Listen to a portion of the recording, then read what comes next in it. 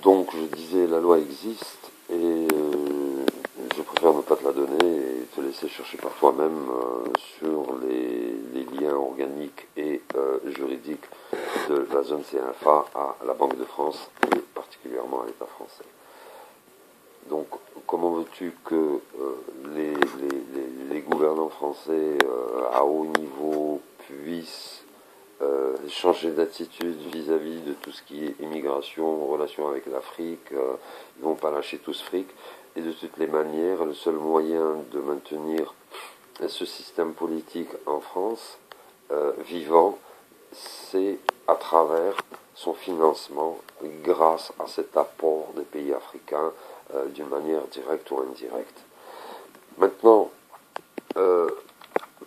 pour aller vers les gens qui se croient manipulés, en fait, savent très bien qu'ils sont eux-mêmes manipulés, ils savent très bien qu'ils sont l'instrument de certains individus, eux, manipulateurs.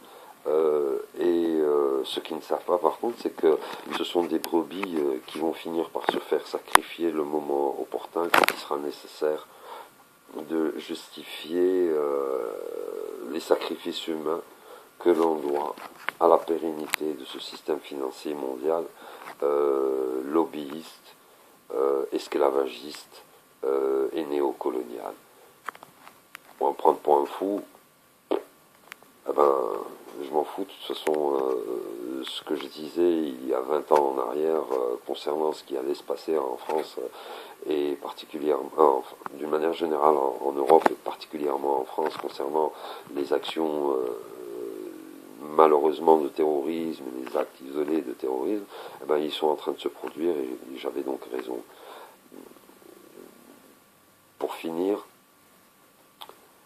le plus gros problème à mon sens que puisse affronter le peuple français, c'est d'une manière directe la colonisation sioniste des assemblées des institutions françaises. C'est triste, c'est malheureux que le pays de la liberté, de l'égalité et de la fraternité soit actuellement pris en otage de la même manière avec laquelle le judaïsme est pris en otage pour permettre au sionisme de continuer à imposer ses lois et son dictat sur une société dont la culture est la défense des libertés individuelles et des libertés collectives. Bon, que peut-on dire? Ce n'est pas chez moi, donc je ne peux faire et je ne peux que m'arrêter à ce constat par respect vis-à-vis de la société française, à qui je souhaite le réveil. Ça ne sert à rien d'aller vers des chocs frontaux avec ces gens-là, parce que de toutes les façons, ils ont l'art et la manière de rendre le crétin digne et de rendre fous tous ceux qui sont là par respect et par dignité de la vie humaine. Et donc, ils sont pas faciles à combattre. Ça prend du temps, il faut de l'endurance, et puis il faut pas dépenser son énergie inutilement avec ces gens-là.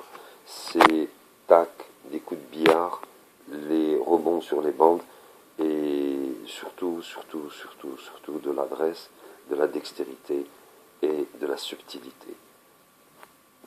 Ne jamais prêter les flancs avec ces gens-là et avancer pas à pas, sûrement, lentement certes, mais sûrement. C'est avec le temps, mon ami, que l'on reconstruit une société. Ce n'est pas du jour au lendemain qu'on refait les hommes, c'est pas du jour au lendemain qu'on refait les choses. Ça prend du temps, il faut de la patience, il faut de l'endurance. Et ça, je crois que tu l'as. Et rien que pour ça, mon ami, chapeau. Et bon courage, frère. Et à très bientôt.